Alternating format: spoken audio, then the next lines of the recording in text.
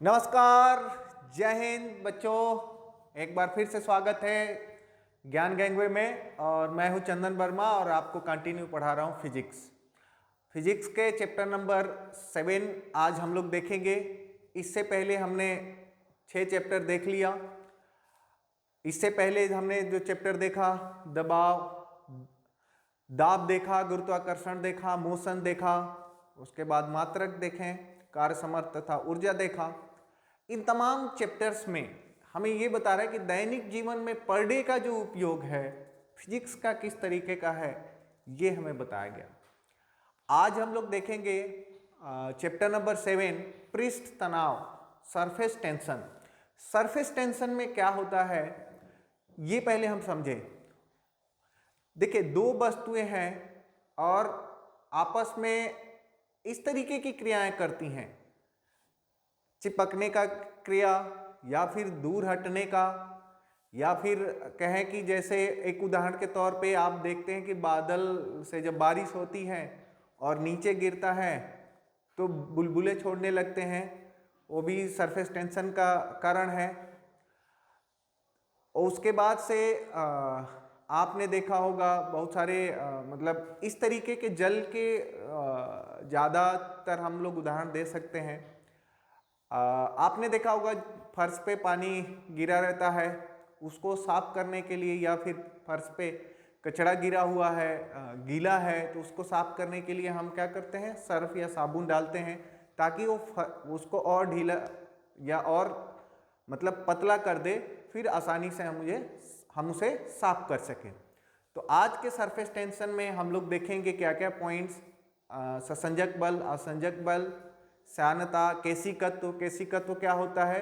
केशिकत्व का हम एक उदाहरण इस तरीके से दे सकते हैं कि लालटेन जब हम जलाते हैं तो जो नीचे से तेल वो पतली पतली त्रिज्याओं के मतलब होल से जाता है, वो केशिकत्व है।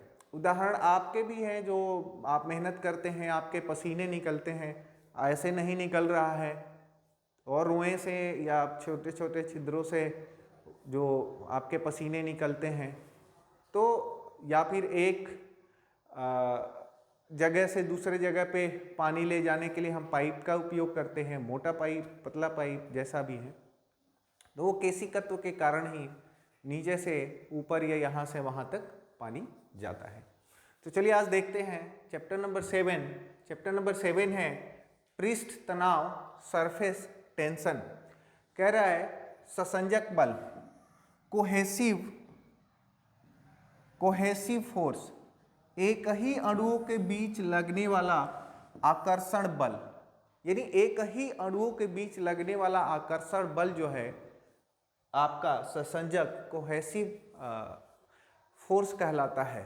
उदाहरण के तौर पे मैं बात करता हूँ, वाटर, आपने देखा होगा, पानी का ऐसा पार्ट रहता है और एक छोटा सा कण यदि यहाँ पे है, ये दोनों, ये है वाटर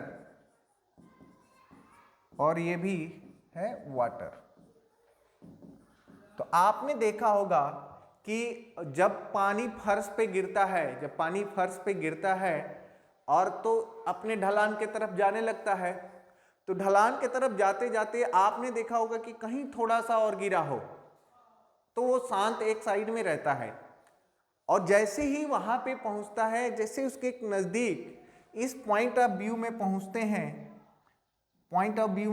हैं, तो ये जो है इधर की तरफ, इसको बड़ा जो पार्ट रहता है जल का, वो अपनी तरफ उसको खींच लेता है, छोटे पार्ट को अपनी तरफ खींच लेता है, छोटे जल को अपनी तरफ खींच लेता है, जो छोटे जल के मतलब अणु है। तो दोनों अणु, यदि ये भी H2O है और ये भी क्या है, H2O है, तो दोनों अणुओं के बीच जो आकर्षण बल लग रहा है उसको ही हम ससंजक या फिर कोहेसिव फोर्स कहते हैं। ठोसों में मान जो है अधिक होता है। ठोसों में क्या होता है? मान जो है इसका अधिक होता है, आकार जो है इनके निश्चित होते हैं। गैसों में जो ससंजक बल है नगण्य होता है। अभी क्या होता है, गैस जो है अब आकर्षण मतलब जिस पात्र में रखे वो सब उधर ही भागने लगते हैं। तो ये क्या है, आकर्षण बल जो है गैसों में नगण्य यानी न के बराबर होता है, न के बराबर होता है। ठीक है। अभी होता है आसंजक बल, अधेसिव फोर्स। अधेसिव फोर्स ये ठोसों में मान अधिक, आपने देखा होगा लोहे को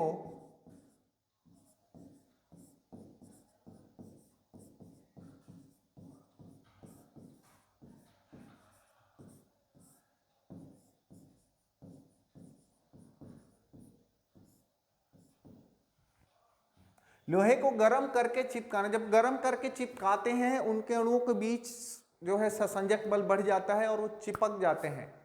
फिर जब ठंडा होता है तो आप वो लोहे को आप हटा नहीं सकते हैं, देखा होगा आपने। ठीक है। अभी चलते हैं अधेसिव फोर्स। ये कह रहे हैं कि दो भिन्न भिन्न पदार्थों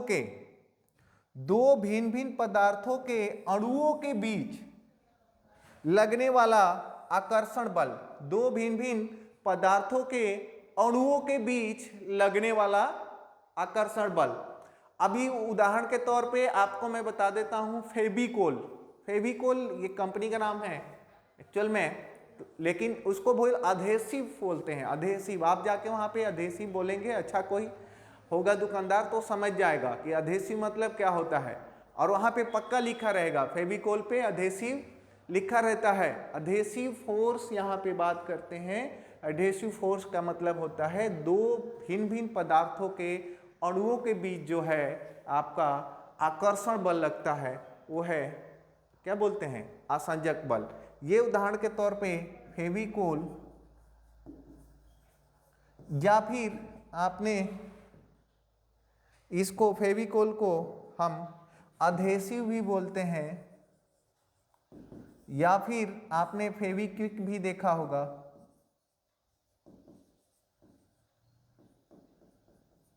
फेविक्विक भी देखा होगा, सेलो टेप भी देखा होगा। सेलो टेप भी क्या है, सेलो टेप भी क्या है, आपके पेपर में चिपक जाता है।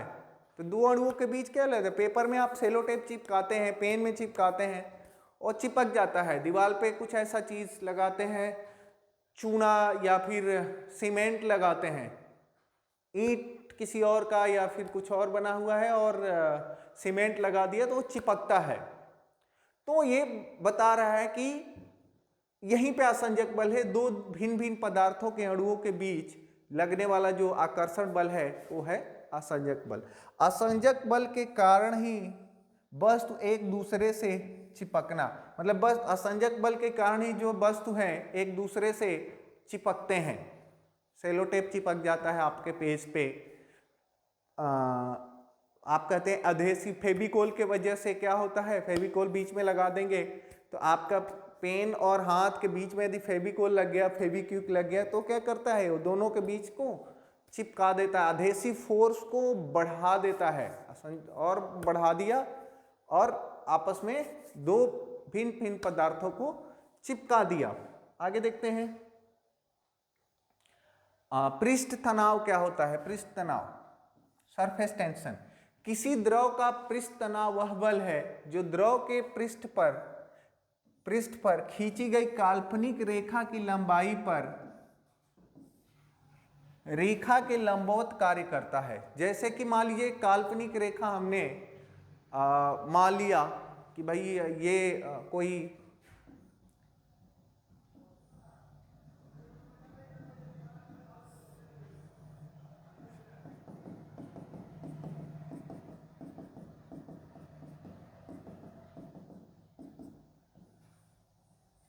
ये, तो यहां पे एक देख रहे हैं कि यहां पे दो कोण बन रहे हैं।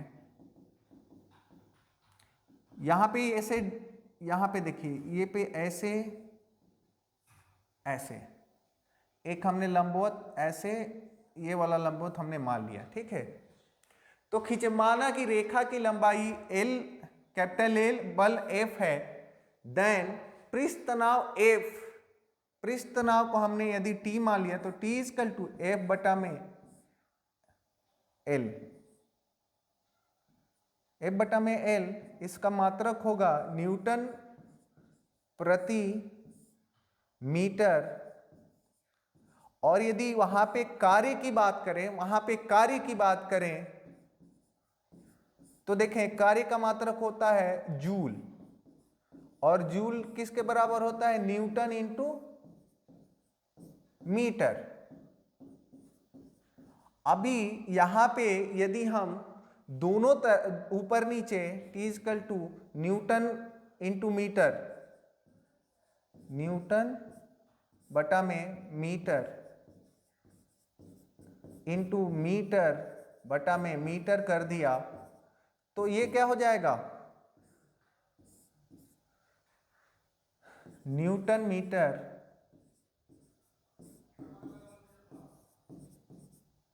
बटा में मीटर स्क्वायर। ठीक है, न्यूटन मीटर बटा में मीटर स्क्वायर। अब ये न्यूटन मीटर किसके बराबर हो गया? जूल के बराबर। जूल बटा में मीटर स्क्वायर, ये दूसरा मात्रक भी इसका हो सकता है।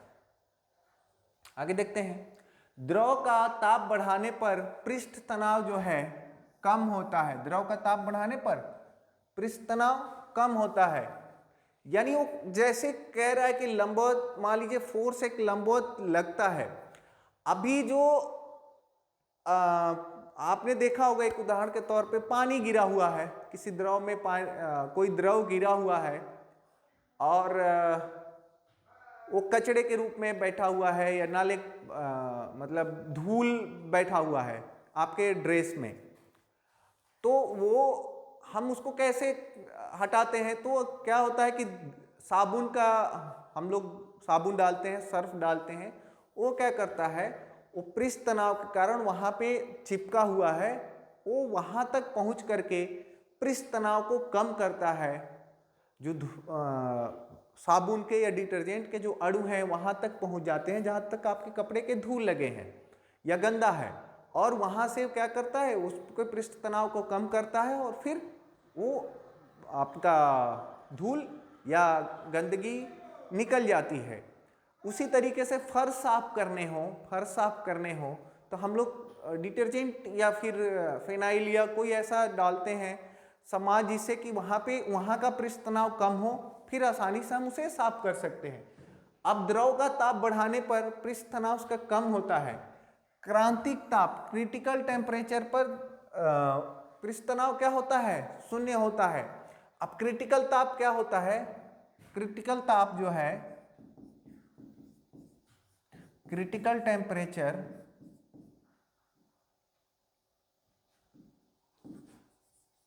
जो है जहां पर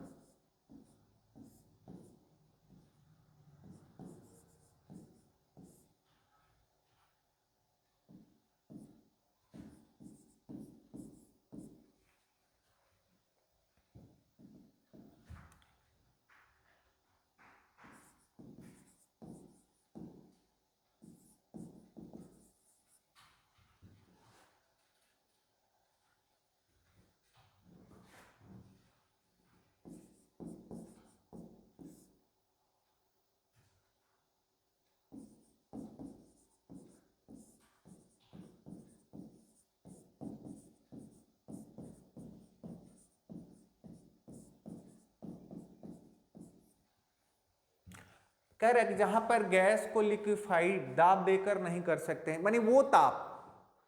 अभी एक ऐसा आपने देखा होगा कि जो गैस सिलेंडर होते हैं उसमें प्रेशर डाल करके उसको लिक्विफाइड कर दिया जाता है, और जैसे ही आप गैस खोलेंगे उसके उसका एरिया बढ़ता रहता है। उसी तरीके से गैस को लिक्विफाइड दाब देकर के जिस टेम्परेचर पर नहीं कर सकते हैं, लिक्विफाइड नहीं कर सकते हैं, या फिर किसी द्रव तो लिक्विफाइड है, रहता ही है, गैस को लिक्विफाइड नहीं कर सकते हैं जिस टेम्परेचर पे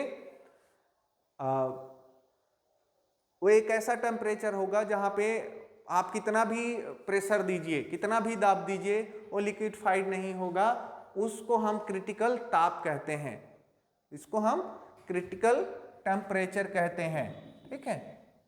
घुलनशील नमक मिलाने पर जल का पृष्ठ तनाव बढ़ जाता है। घुलन, ये याद रखने वाली चीजें हैं। केस नली, कैपिलरी यूनिट। केस नली एक खोखली नली होती है जिसकी त्रिज्या बहुत कम तथा एक समान होता है। केस नली क्या होते हैं? जो कि एक खोखली नली होती है जहां पे त्रिज्या उसका बहुत कम होता है, बहुत कम होता है। जैसे कि आपका कह सकते हैं दीपक जलाते हैं दिवाली वाली के टाइम में, तो जो बत्ती लगाते हैं या रूई का जो बत्ती होता है उसको उसके अंदर केस नली होते हैं, और केस नली वो इतने पतले होते हैं, बहुत पतले होते हैं और एक समान होते हैं। ठीक है। लालटेन के अंदर जो हम लगाते हैं बत्ती जो होती है वो जो जलती है। केशिकत्व क्या होता है? कैपिलरिटी क्या होती है? केस नली में द्रव के ऊपर चढ़ने या नीचे दबने की घटना को केशिकत्व कहते हैं, केशिकत्व कहते हैं। ठीक है। अब द्रव के केस नली में ऊपर चढ़ने अथवा नीचे गिरने का कारण जो है पृष्ठ तनाव है। आप याद रखेंगे, क्वेश्चंस आते हैं कि केस नली में, आगे देखते हैं, कह रहा है केस नली की त्रिज्या पर द्रव का ऊपर चढ़ना निर्भर करता है। क्वेश्चन आएगा कि केस नली पे, केस नली की त्रिज्या पर द्रव का क्या निर्भर करता है? तो ऊपर चढ़ना। अभी त्रिज्या जो है, अभी आपको एक उदाहरण और देता हूं। आप ट्यूबवेल समझते ही होंगे, वहां पे आप जाएंगे, एक सक्शन पाइप होता है, सक्शन पाइप होता है। सक्शन पाइप में हम सक्शन देते हैं तो वो पानी वहां से निकल के बाहर आता है। अभी वो सक्शन पाइप बहुत मोटा कर देंगे तो आएगा ही नहीं पानी, इसलिए सक्शन पाइप उसी के त्रिज्या के हिसाब से ही बनाया जाता है जो ट्यूबवेल का त्रिज्या रहता है। अभी केस नली की त्रिज्या पर द्रव दाब का ऊपर चढ़ना निर्भर करता है। संकीर्ण नली में द्रव का चढ़ना अधिक होता है, यानी संकीर्ण मतलब पतला, कह सकते हैं पतला नली में जो है द्रव का चढ़ना अधिक होता है। चौड़ी नली में द्रव कम चढ़ता है। केस नली का पानी सतह में धंसना, केस नली का पानी सतह में धंसना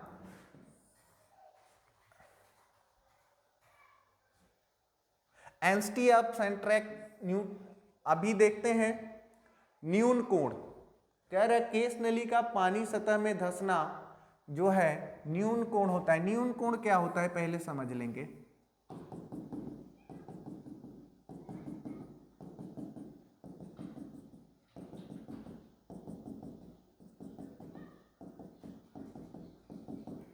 अभी एक हम बॉल ले लेते हैं, यहां पे बॉल ले लेंगे और यहां से हम एक एंगल बनाते हैं। यहां से ये कितना पानी में गया है, ये मान लीजिए इतना पार्ट पानी में गया है, तो ये जो पार्ट पानी में गया है तो इसका इस एरिया से और नीचे का जो ये एंगल है, ये वाला एंगल जो है वो 90 से नीचे, न्यून कोण मतलब 90 डिग्री से नीचे,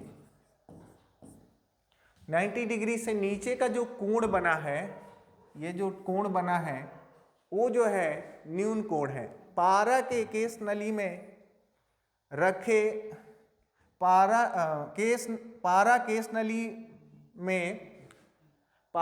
नली में बर्तन में रखे सतह से नीचे ही रहता है।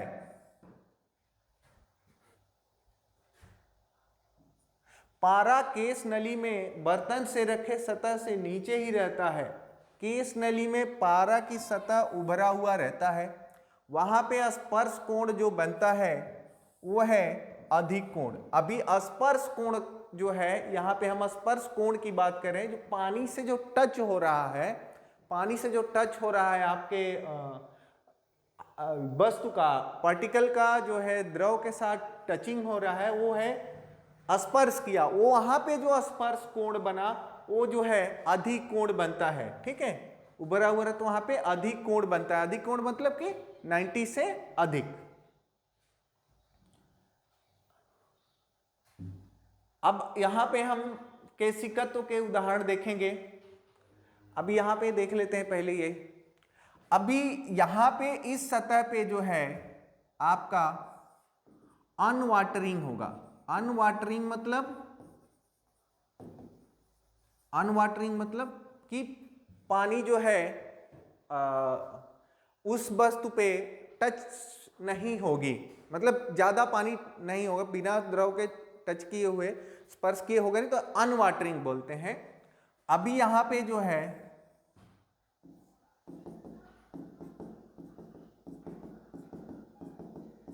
वस्तु जो है आधा डूब गया। अब यहां पे जो है वस्तु जो है आधा डूब गया है।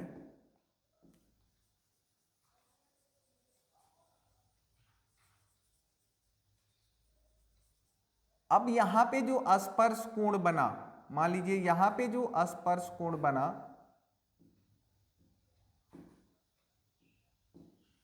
यहां पे जो स्पर्श कोण बना, इसके यहां से ऐसे ये जो स्पर्श कोण बना वो जो है अधिक कोण होगा, यानी 90 से और 180 के बीच में। तो यहां पे जो है होगा अनवाटरिंग, मतलब वहां पे वाटरिंग हो जाएगा। वाटरिंग यानी पानी में है। अभी समझेंगे। और तीसरा पोजीशन होता है 180 डिग्री, यानी पूरा डूब गया। यहां पे मैं बना देता हूं ऐसे, जस्ट यहां पे जो है पार्टिकल पूरा डूब गया।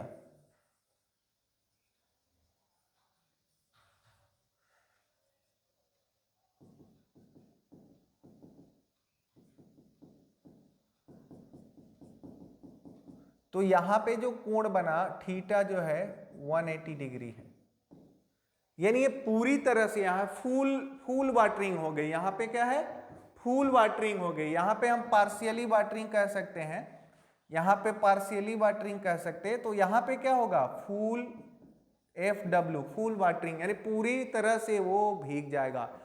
उदाहरण ऐसे समझते हैं कि थोड़ा कोई हम वस्तु डालें, थोड़ा सा टच हुआ मतलब थोड़ा कम पानी उसमें टच होगा, आधा डूबा मतलब आधा उसका होगा, पूरी तरह से डूब गया तो पूरी तरह से वाटरिंग में हो गया। अब आगे हम देखते हैं केशिकत्व के उदाहरण कुछ देख लेते हैं। ब्लॉटिंग पेपर, ब्लॉटिंग पेपर एक होता है, स्याही को शीघ्र सोख लेता है क्योंकि इसमें बने छोटे छोटे जो छिद्र हैं केश नली की तरह कार्य करते हैं। या फिर आपने वो भी नीब पेन चलाया होगा आपने। जब आप चलाते हैं नीब पेन तो तुरंत देखते होंगे कि ऐसा या फिर एक ब्लॉटिंग पेपर छोटे छोटे उसमें छिद्र होता है। जब हम पेन, स्याही पेन को जब चलाते हैं ना तो तुरंत सोख लेता है। पेपर, उसका पेपर का हम कैसे उदाहरण दें आपको, ब्लॉटिंग पेपर का रेड कलर का मतलब, या फिर व्हाइट कलर का, मैंने जो भी कलर का आप लेंगे, येलो कलर का, वो आपने देखा होगा जो एकदम से लगेगा कि वो फाड़ने पे या फिर इस तरीके का रहता है कि उस आपको ऐसे ही लगेगा कि उसके अंदर कुछ ना कुछ छिद्र है या फिर बहुत सिंपल और साधारण है। उस ब्लॉटिंग पेपर पे यदि हम लिखते हैं तो जो है स्याही जो है, तो क्वेश्चन आ सकते हैं कि केश नली स्याही को शीघ्र सोख लेता है कौन से पेपर पे, तो आप कह सकते हैं ब्लॉटिंग पेपर। लालटेन या लैंप में केशिकत्व के कारण ही तेल जो है ऊपर चढ़ता है, केशिकत्व के कारण ही जो है ऊपर चढ़ता है। अब ये देखिए, ये जो लालटेन का जो ये ऐसा रहता है, इसके अंदर जो है छोटे छोटे जो है छिद्र रहता है, जो मतलब सेम नीचे से ऊपर की तरफ ऐसे ऐसे सेम त्रिज्या का रहता है, ऐसे जाता है। पेड़ पौधों की शाखाओं, तनों एवं पत्तियों तक जल और आवश्यकताओं, लवण जो केशिकत की नली, मतलब जो पेड़ पौधों की शाखाएं हैं, तने हैं, पत्तियां हैं, जल आवश्यक लवण जो है या वो है केशिकत्व के क्रिया के कारण ही होता है। कृत्रिम उपग्रह के अंदर भारहीनता की अवस्था में यदि किसी केश नली को जल में खड़ा कर दिया जाए तो नली में चढ़ने वाला जल स्तंभ का प्रभावी भार शून्य होने का कारण जल नली के दूसरे सिरे तक पहुंच जाएगा, चाहे केश नली कितनी भी लंबी क्यों ना हो। अभी क्या है, अभी जो हम लोग केश नली का, या हम कोई, आपने देखा होगा ड्रम से पानी निकालना हो, एक उदाहरण दे रहा हूं, ड्रम से एक पानी निकालना है, पाइप आप डालते हैं, मुंह से पानी खींचते हैं और वहां पे क्या करते हैं, एक सिरा पानी में रहता है और दूसरे सिरे मुंह से पानी खींचते हैं। जैसे ही पानी की वहां तक आपके मुंह तक आता है, नीचे की तरफ करते हैं और वो जो है आपका पानी दूसरे तरफ से गिरने लगता है। लेकिन वो यहाँ पे गुरुत्वाकर्षण के कारण या फिर ऊपर जो है, हाँ मतलब कह सकते हैं कि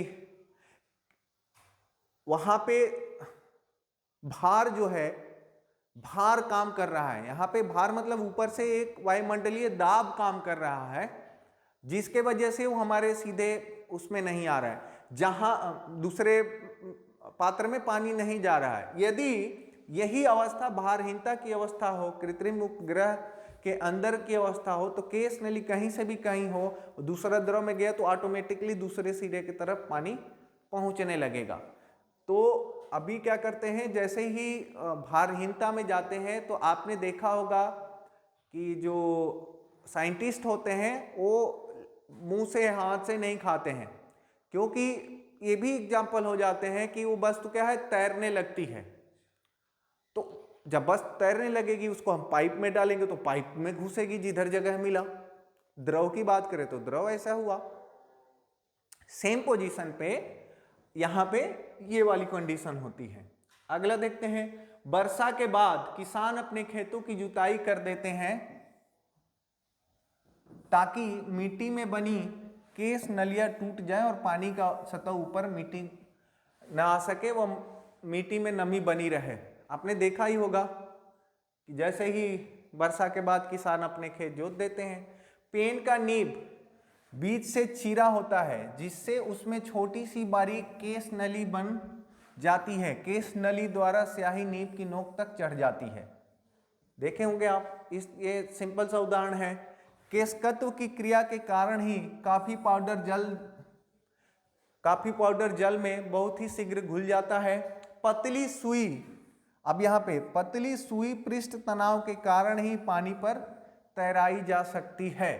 अब उदाहरण आपको हम मतलब उदाहरण के क्वेश्चंस ऐसा आएगा कि पतली सुई किसके कारण द्रव में तैरती है, तो आप केशिकत्व नहीं कहेंगे, आप पृष्ठ तनाव बताएंगे। ठीक है।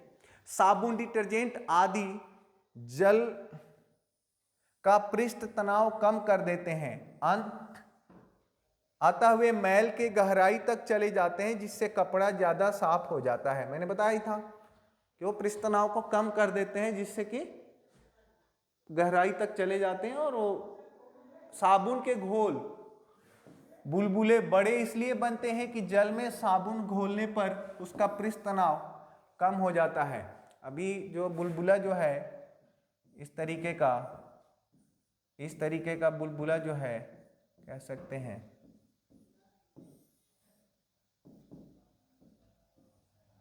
जल आपने देखा होगा साबुन के बुलबुले बनने लगते हैं, उसका रीजन क्या है, पृष्ठ तनाव का कम हो जाना। पानी पर मच्छरों के लार्वा तैरते रहते हैं, परंतु पानी में मिट्टी का तेल छिड़क देने पर उसका पृष्ठ तनाव कम हो जाता है, जिससे लार्वा पानी में डूबकर मर जाते हैं। गरम सूप स्वादिष्ट लगता है क्योंकि गर्म द्रव का पृष्ठ तनाव कम होता है। अतः वह जीभ के ऊपर सभी भागों में अच्छी तरह फैल जाते हैं। गर्म सूप क्या रहता है, उसका ताप बढ़ाने से पृष्ठ तनाव क्या होता है, कम होता है, मैंने बताया ही था। क्रांतिक ताप पे शून्य होता है। इसी टाइप के क्वेश्चंस आएंगे आपके, ठीक है। आगे यदि हम लोग क्वेश्चंस देखते हैं